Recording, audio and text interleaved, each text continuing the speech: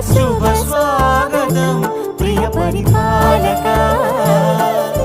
మంగళకరమౌ నీరాక ధర్మానికి వేదిక అవుగాక, మా జీవనమే ఇక పావనమౌగాక.